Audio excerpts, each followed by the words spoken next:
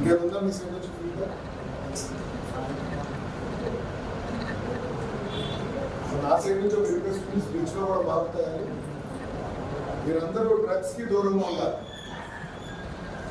Drugs వద్దు campaign మొదలుపెట్టారు. మంత్రి గారు కూడా ఇద్దరు క్యాబినెట్ సబ్ కమిటీలో ఉంది.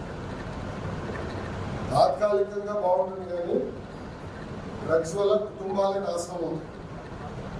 ఇప్పుడు ఉదాహరణ ఇస్తాను, యువగలం పాదయాత్రలో చంద్రగిరి నియోజకవర్గంలో మహిళా మీటింగ్ పెట్టుకుంది. మీటింగ్ అయిన తర్వాత తల్లించడం తెలిసింది. ఆ తల్లికి 3 అమ్మాయిలు. పెద్ద పాపని గంజాయికి బాధ్యత చేసి శారీరకంగా 30 రోజులు వాడుతున్నారు. డ్రగ్ పెడ్లర్స్ 30 రోజులు బాబు. ఆ రోజు వచ్చి అడిగింది, మా పాపని సిఎంసి వెలుగురు పంపిస్తాను,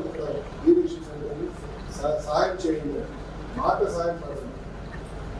ఇంకో మాట కూడా అడిగి, మీరు కానీ సాయం చెప్తే పెద్ద కూతురు నేను చంపేస్తాను, అట్లా ఇద్దరు వాడకుండా ఉంటారు అంటే తల్లి ఆవేదన అనుకుంటుంది. అందుకే మేము కూడా ప్రభుత్వ పరంగా యుద్ధంగా తీసుకుని ఒక ఫలితాలు రావాల్సిన అవసరం ఉంది. అది సీరియస్గా తీసుకుంటున్నాం. ఈ సినిమా మన థియేటర్కి వెళ్తే ఒకడు వస్తాడు, ఫస్ట్ యాక్టర్ ముందు ఎవరు వస్తాడు, తగ్గుతూ ఉంటాడు, ముఖేష్ నవ్వుతున్నాడు, ముఖేష్ వస్తాడు. డ్రగ్స్ తీసుకుంటే ముఖేష్ గారు ఆదాయ పరిస్థితి వస్తుంది. అందుకే కాదు కుటుంబం మొత్తం ఇదిగో క్యాంపెయిన్ తీసుకున్నాం, డ్రగ్స్ వద్దుకోవాలి, మీరందరూ కూడా మాట్లాడుకోవాలి, డిస్కస్ చేయాలి.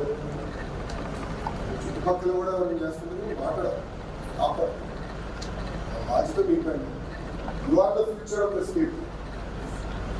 అందుకే నేను ఓకేనా, ఆల్ ది బెస్ట్. ఆ చదువు తొందరగా వస్తున్నాయి.